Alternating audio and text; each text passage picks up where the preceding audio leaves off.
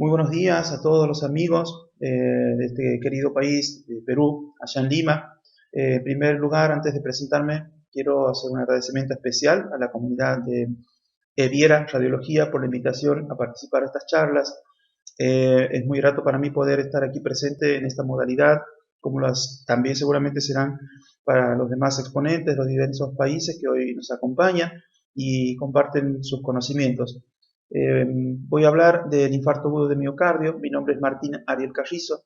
Trabajo en el Centro Cardiovascular Clínica Yunes, en el área de hemodinamia, aquí en Santiago del Estero, en mi país, en Argentina. Y el infarto agudo de miocardio, conocido popularmente como ataque cardíaco, ¿no? Esto es un evento que suele darse cuando una de las arterias epicárdicas se encuentra ocluida y por lo tanto obstruyendo la irrigación sanguínea hacia el músculo del corazón llamado miocardio. Entonces debemos tener en cuenta este concepto: sin sangre no hay oxígeno. Sin oxígeno las células se mueren, es decir, pasan a través de un proceso que se denomina necrosis. Para entrar a hablar del infarto agudo de miocardio, vamos a dejar claro que en los últimos 50 años la evolución en el conocimiento de la fisiopatología y la mejor estratificación y abordaje de la terapéutica han contribuido de sobremanera a la reducción de la mortalidad por infarto agudo de miocardio. ¿Sí? El objetivo de este trabajo es abordar esta patología, el IAAM, como bien lo nombrábamos recién por sus siglas, de manera de poder determinar qué método de diagnóstico por imagen es el más adecuado para diagnosticar fehacientemente esta enfermedad y así demostrar el grado de incidencia.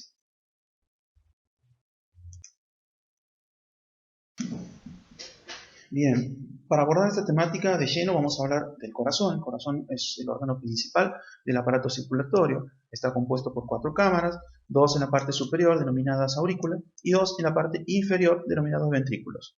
Ambos ventrículos están separados por esta estructura que se ve aquí, que es denominada septum o tabique interventricular, y hacia arriba por una estructura similar que contienen unas válvulas que se denominan tabique o septum auriculoventricular, tanto del lado derecho como izquierdo. Como veíamos recién, desde el corazón salen y hacia el corazón llegan grandes vasos. Los que salen del corazón son estos 2 vasos principales que se llaman arteria pulmonar, tanto hacia el pulmón del lado izquierdo como del lado derecho, y esta arteria muy importante que es la arteria aorta, y es la encargada de llevar todo el oxígeno y la sangre rica en nutrientes hacia todo el organismo.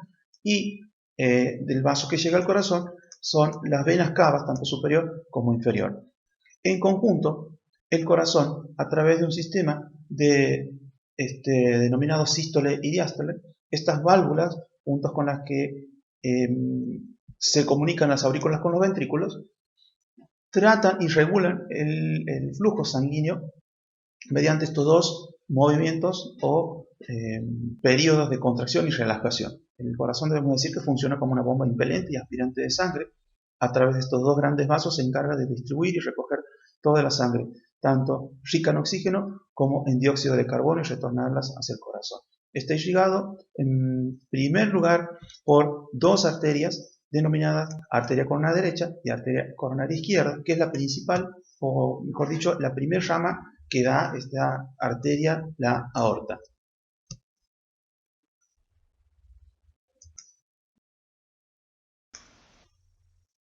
Entonces decimos que el infarto agudo de miocardio es un evento que se lo registra principalmente en un electrocardiograma. Lo que hace el electrocardiograma básicamente es brindarnos la información acerca de la actividad eléctrica del corazón, sobre todo en la región, la actividad del músculo, cómo está funcionando este músculo. ¿Sí? Esto está representado en una trilla de papel y nos va a dar el enfoque desde diferentes puntos de vista acerca de esta actividad, y es lo que nosotros denominamos complejo QRS dentro de lo que sería un ciclo de contracción y relajación del corazón. Tenemos una línea de base o línea isoeléctrica de la cual se desprenden varias ondas. Si lo hacen desde la parte de la línea hacia arriba, en la parte superior, decimos que son ondas positivas, como en el caso de la onda P, de la onda R, de la onda T. Y si estas depresiones lo hacen desde la línea isoeléctrica hacia abajo, debemos decir que son ondas negativas, como la onda Q y la onda S. Hay un segmento muy importante a destacar, que es el segmento ST, ese segmento que va desde que finaliza la onda S hasta el comienzo de la onda T. y es uno de los predictores que nosotros nos va a dar las pautas de qué tipo de infarto está cursando un paciente, por ejemplo. Si nosotros vemos este cambio en el electrocardiograma, es decir, como vemos que el segmento ST se eleva por encima de la línea de base, estamos ante la presencia de un supradesnivel del ST, es decir, un infarto con supradesnivel del ST. Y si esta línea o de presión lo hace hacia la parte negativa, estamos ante la presencia de un infarto agudo de miocardio con un infradesnivel del ST. En un trazado de electrocardiograma nosotros veríamos esto, vemos cómo comienza a estirarse este segmento hasta que en otra derivación o en otra cara vemos cómo ya está directamente elevado por sobre la línea de base este segmento, denominándose entonces supradesnivel del ST. Entonces debemos decir que es importante definir con exactitud un diagnóstico preciso, verdadero, ya que esto representa una emergencia médica y hay que actuar lo más antes posible. Aquí estamos viendo cómo funciona el corazón, cómo funciona esta bomba impelente de sangre, que es el ventrículo izquierdo, el principal actor de todo este ciclo de contracción y relajación, cómo se deposita en la aorta todo el fluido de torrente sanguíneo para ser distribuido por todo el organismo. Esto actúa de manera sincrónica, tanto la sístole como la diástole, y vamos a ver principalmente algunas particularidades por las cuales a nosotros nos va a determinar estos infartos agudos de miocardio y la forma de detectarlos. Aquí tenemos la arteria coronaria, el flujo de sangre. Vamos a hablar una de las particularidades y enfermedades, que es la enfermedad aterosclerótica, que es básicamente el depósito de placa, depósito de colesterol y otros factores que se depositan en las paredes de las arterias. Vemos cómo se va reduciendo la luz del vaso, cómo se va produciendo una especie de coágulo que lo que hace es impedir que el flujo sanguíneo llegue a otros sectores, produciendo así una isquemia. También tenemos el espasmo coronario. El espasmo coronario es una restricción de flujo sanguíneo de forma temporal, se podría decir, y no necesariamente está asociado a factores de riesgo cardiovasculares ni a enfermedades coronarias. Es un evento espontáneo que luego revierte solo. También suele dar signos de infartos o síntomas. Y tenemos también la disección de la arteria coronaria, es cuando se despliega esta pared de la íntima, producido por factores que todavía no están bien en claro, pero se produce muy rara vez. En salvedad del espasmo coronario, podemos decir que los demás eventos se los puede tratar a través de la angioplastia coronaria con colocación del stent, como estamos viendo. Bien, vamos a hablar acerca de este método de diagnóstico que se lo denomina cinecoronariografía, y es un estudio de las arterias coronarias que se lo realiza en una sala de hemodinamia. Son condiciones de trabajo estériles igual o similares a las que se trabaja en quirófano en cuanto a la ubicación de la mesa de procedimiento, la ubicación del personal, tanto del médico como de los colaboradores que somos nosotros, los técnicos, los licenciados, los enfermeros, todo el personal que trabaje dentro de una sala de hemodinamia. Debemos aclarar un punto muy importante, que tanto el paciente como el familiar deben estar actualizados acerca de lo que nosotros vamos a realizar, es decir, comentar bien de qué se trata este estudio en cuanto a los riesgos y beneficios.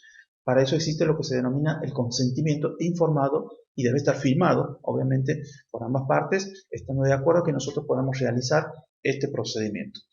En una sala de hemodinamia, ¿qué es lo que vamos a encontrar? Vamos a encontrar un equipo de rayos X tipo arco en C, vamos a encontrar campos estériles, vamos a encontrar el monitor y la conexión del paciente permanentemente a este aparato. Aquí vemos el arco en C, tenemos el detector de imagen que está en la parte superior, y en la parte inferior, que no se la está viendo aquí, está lo que sería el tubo generador de rayos.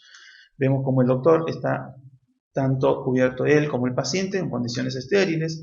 El colaborador, el técnico que está manejando los equipos, tenemos otro equipo que se denomina bomba inyectora automática de contraste, y aquí vemos el proceso en que se van adquiriendo las imágenes, y el monitor, como decíamos, conectado permanentemente al paciente. Es uno de los requisitos importantes en el momento que nosotros vamos a realizar este estudio. Todo paciente que entra a la sala de hemodinamia debe estar conectado permanentemente a este monitor, y nosotros debemos estar mirando constantemente al monitor, ya que el doctor muchas veces está mirando su monitor en el que está haciendo su intervención, porque estamos trabajando dentro de las arterias del corazón con catéteres, cuerdas.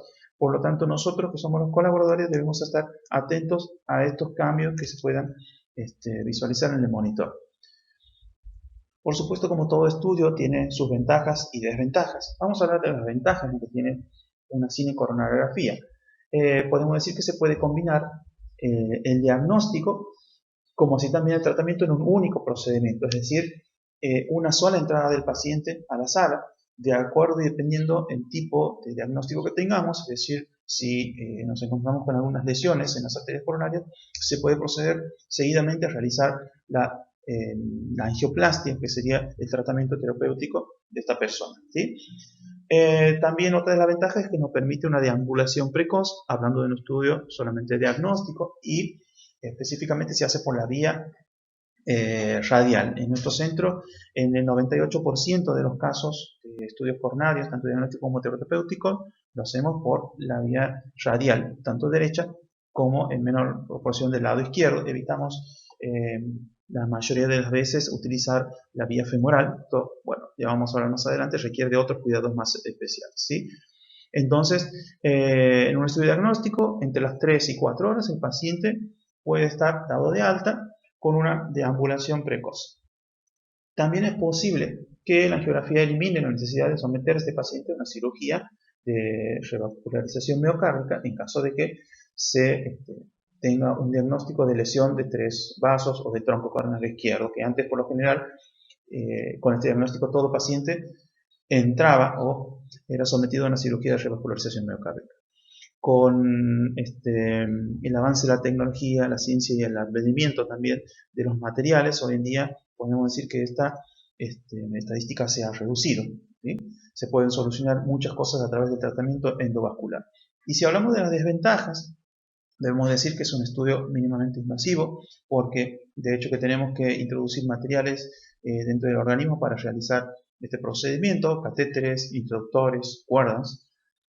Otro problema son los pacientes que están con falla renal o con un laboratorio alterado en cuanto a lo que serían sus valores de urea y creatinina. No se olviden que nosotros para esto utilizamos sustancias de medio de contraste para que podamos visualizar las arterias y esto sabemos que se elimina por vía excretora, es decir, por vía renal. Entonces tenemos siempre que contar con la información del laboratorio, es decir, la función renal de este paciente, porque tenemos que tener cuidado con la utilización del medio de contraste. Y el paciente anticoagulado también nos representa una de las desventajas que se puede realizar este estudio, porque podemos llegar a tener un sangrado excesivo en la zona de punción si nosotros no tenemos cuidado ante esta especificación, ¿sí? Entonces, al momento que se le da el turno al paciente, debemos saber si está o no tomando medicación anticoagulante, y esto puede ser específicamente si está con algún tipo de arritmia en el corazón.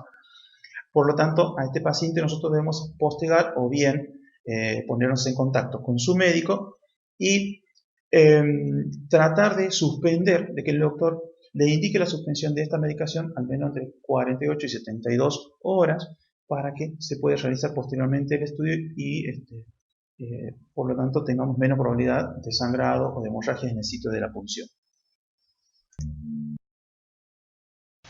Vamos a hacer un repaso rápidamente de lo que sería un estudio diagnóstico, y aquí vemos tanto la coronaria izquierda como el diagnóstico de la coronaria derecha. La izquierda es la que tenemos arriba, podemos ver cómo el catéter está en el tronco principal de esta arteria coronaria. La anatomía tenemos la arteria coronaria izquierda, esta rama que se llama circunfleja, con su rama obtusa marginal, y hacia arriba la arteria descendente anterior, que nosotros la vemos bien en esta proyección. Es la misma arteria, pero al tener el arco en una posición específica, hay proyecciones en las que no nos va a dejar ver cierto territorio de las arterias, entonces debemos de cambiar las proyecciones. Esto es una proyección en oblicuo anterior derecha con angulación caudal, y esto es una proyección en oblicuo anterior derecha con angulación cefálica o craneal.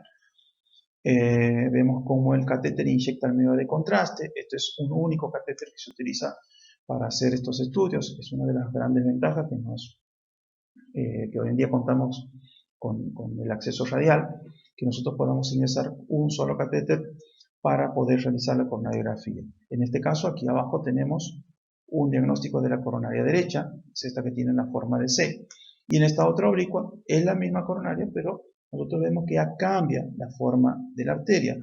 ¿Por qué? Pues nosotros aquí lo que estamos haciendo es ver las arterias coronarias en dos planos. Entonces tenemos un plano de este lado en una angulación y prácticamente con una angulación de 90 grados el otro plano. Por eso es que nosotros necesitamos hacer varias proyecciones de diferentes puntos de vista para poder despejar todo el árbol coronario y poder despejarnos todas las dudas y no dejar ninguna lesión que pueda estar ocultándose por alguna superposición de estos vasos. Debemos decir y asumir que existen riesgos, pero que esto es un procedimiento en el que se debe analizar objetivamente la indicación del mismo.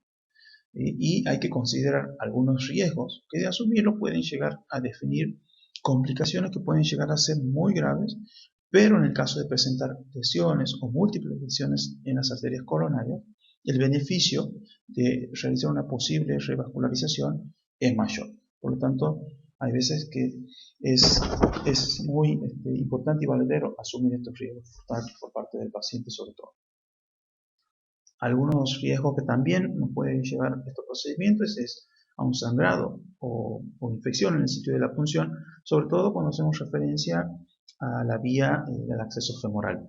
Por lo general, en la mayoría de los pacientes, nosotros optamos por la vía radial, tanto derecha o por la vía radial izquierda, en su defecto. Y los pacientes que sí o sí son sometidos a un estudio por vía femoral, tenemos muchísimo cuidado y mucho control con estos pacientes porque deben estar inmovilizados, la retirada del introductor de la ingle, del sitio de la punción, como la compresión deben ser adecuadas, con el tiempo adecuado, entre 10 y 15 minutos es la compresión, y luego realizar el vendaje que va a evitar de que ese paciente, mientras cumpla con las medidas que nosotros le vamos a indicar, no se produzca un hematoma en el sitio de la punción. ¿Sí? El paciente debe estar acostado, sin doblar la pierna, y por lo tanto, si hace falta fijar ese miembro del cual ha sido realizada la punción a la camilla, lo hacemos. El paciente no se debe sentar, entonces nosotros debemos estar atentos a darle estas indicaciones y a ver que el paciente las cumpla, porque puede ocurrir algún sangrado, como bien decía, puede ocurrir un hematoma y así se puede ir complicando el estado de este paciente por muchas veces una falta de atención o falta de colaboración del mismo. Podemos tener reacciones alérgicas al medio de contraste utilizado también.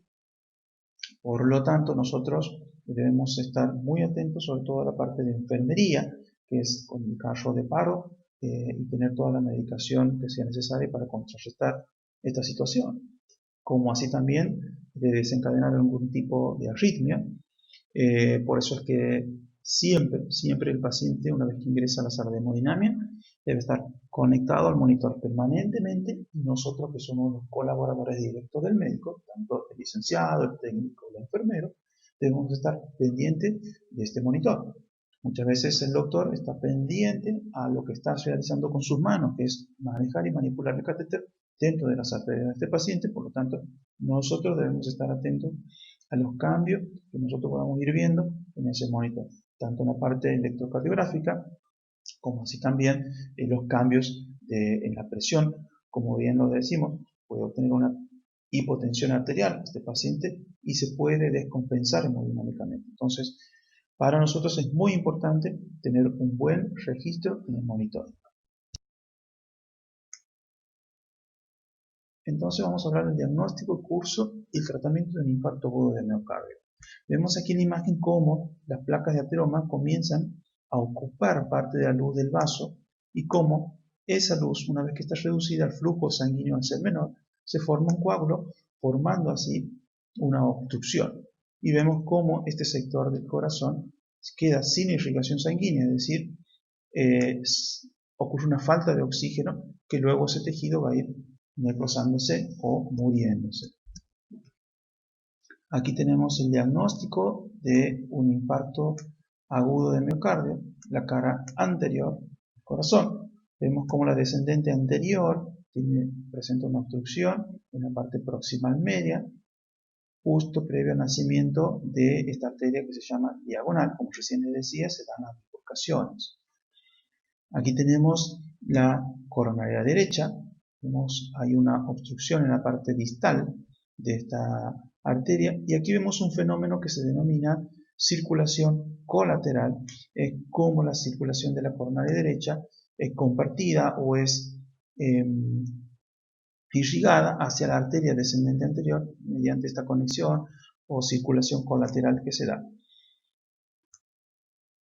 Aquí tenemos un diagnóstico de otro paciente que es de un infarto de cara anterior, un infarto bastante avanzado en tiempo. Vemos porque está ocluida casi el 100% la arteria coronaria izquierda, la descendente anterior. Lo que vamos a hacer es realizar una angioplastia a este paciente, este tipo de obstrucción total crónica. Vemos en este caso un catéter que va por la vía femoral y en este caso que estamos por hacer la angioplastia, vemos un catéter que va hacia la coronaria izquierda y proviene de la vía radial. ¿Por qué utilizamos dos catéteres? Porque en estos procedimientos de oclusión total crónica necesitamos realizar una técnica que se llama inyección dual, que la que nos permite es que este catéter nosotros podamos tenerlo en la coronaria derecha, al catéter por el que vamos a hacer el diagnóstico, y vamos a ver en algún momento, haciendo la inyección por la coronaria derecha, cómo la descendente anterior se llena de forma retrógrada, es decir, como recién lo veíamos en este ejemplo. Nada más que aquí al revés. Aquí vemos cómo la coronaria derecha va a ser la descendente anterior. Es lo mismo que nosotros vamos a practicar en este paciente con un catéter en la coronaria derecha y por otro catéter en la coronaria izquierda vamos a hacer la angioplastia. Esto es una obstrucción total crónica. Vemos que a través de esta inyección de medio de contraste, la arteria descendente anterior se le ve parcialmente y de forma tardía se llena la parte distal.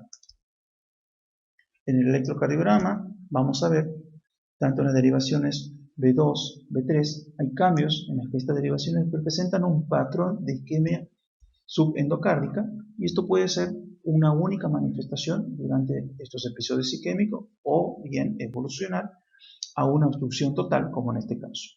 De allí el concepto de representar una verdadera emergencia. ¿Sí? Recuerden, más tiempo sin flujo es menos cantidad de oxígeno para ese músculo, más rápido viene el proceso de necrosis. El electrocardiograma, como bien decía, aquí nos muestra en las derivaciones B2, B3 y B4 cómo está aumentado o elevado el segmento ST. Vemos en las derivaciones B4 y B5, quiere decir que estamos ante la presencia de un infarto anterolateral extenso que ocupa tanto la cara anterior, lateral, como la cara apical de este músculo. Ahora vamos directamente al tratamiento. A este paciente se le ha colocado o implantado 3 stents. Los stents son unas mallas metálicas, que ahora vamos a verlas enseguida con más detenimiento. El primer stent está colocado aquí en la parte media distal de la arteria descendente anterior. Este es el segundo stent, ahí vemos cómo se está produciendo el insuflado. El stent es una malla metálica que nosotros la vemos así porque el insuflador que nosotros utilizamos para desplegar el stent o para abrirlo cuenta con una cavidad en la que vamos a colocar tanto medio de contraste como un porcentaje de solución fisiológica para que nosotros podamos ver cuando este balón se infla o cuando el balón, por dicho, libera al stent, lo despliega impactándolo sobre las paredes de las arterias. Tenemos la presencia de un segundo stent y aquí en otra proyección un tercer stent. También vemos cómo se insufla el tercer stent y aquí obtenemos el resultado final. Vemos cómo la arteria descendente anterior ha sido repermeabilizada, quiere decir que ese flujo ha sido.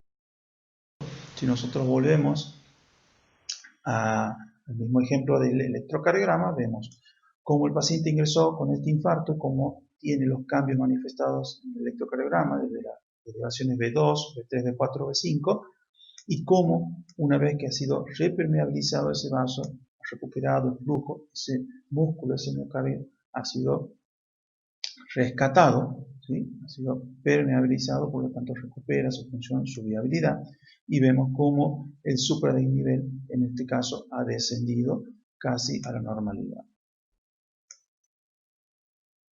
Bueno, según los resultados obtenidos en lo que va del año 2005 al 2015, la incidencia de esta patología se calcula en 9 pacientes cada 10.000 habitantes por año, lo que representa aproximadamente entre 40 y 50.000 infartos al año, ¿sí? Y de este total mueren aproximadamente 17.000 personas, según las últimas estadísticas vitales del Ministerio de Salud en lo que va hasta el año 2015. Los datos actuales todavía no los tenemos.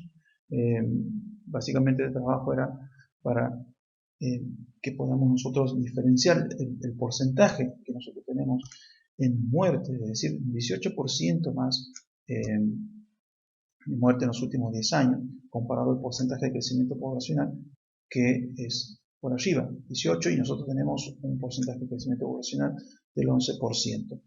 ¿Sí? Eso ha sido lo que ha ocurrido entre el año 2005 y 2015, y como podemos ver, en las mujeres ha sido más prevalente esta enfermedad del 27%, más que los varones, que ha sido del 12%.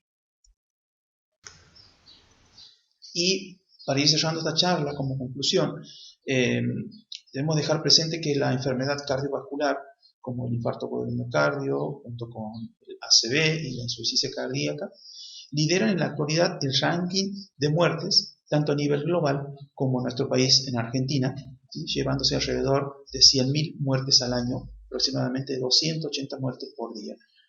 Esto crece de manera imperiosa, y la necesidad de informar a la sociedad y a las autoridades sanitarias que esto va en aumento es importante. Va a existir un incremento marcado en lo que es la mortalidad por esta enfermedad cardiovascular. Y esto es debido prácticamente a puntos muy factibles, como en primer lugar el mal control clínico de estos pacientes por consultorio, otra que es la postergación de estos estudios, sobre todo lo que se viene dando en esta última época debido a las circunstancias de índole conocimiento, y también a la postergación, es decir, a la no realización de procedimientos tanto no invasivos como una simple toma de la tensión arterial o como una simple toma de imágenes, como de estudios invasivos que son los tratamientos a través de diagnósticos como los cateterismos, y ni hablar de la cirugía de revascularización miocárdica, ¿no? Entonces, como conclusión, decimos que el método diagnóstico por imagen más preciso es la cinecoronariografía. Esto nos permite inicialmente identificar la arteria implicada en el infarto agudo del miocardio, y de esta manera nosotros podemos realizar un pronóstico y tratamiento, y posteriormente valorar los signos de reperfusión miocárdica de este músculo, que es el corazón. Existen grupos vulnerables a padecer esta patología, este infarto, como lo son las personas mayores a 50 años, con antecedentes de alto riesgo, como la hipertensión arterial, el tabaquismo, la diabetes y también el sedentarismo. Les mando un saludo grande y espero que esta charla pueda ser beneficiosa en el transcurso del día a día en sus actividades, y que haya podido colaborar con todos ustedes. Muchísimas gracias desde Argentina, un saludo grande para todos.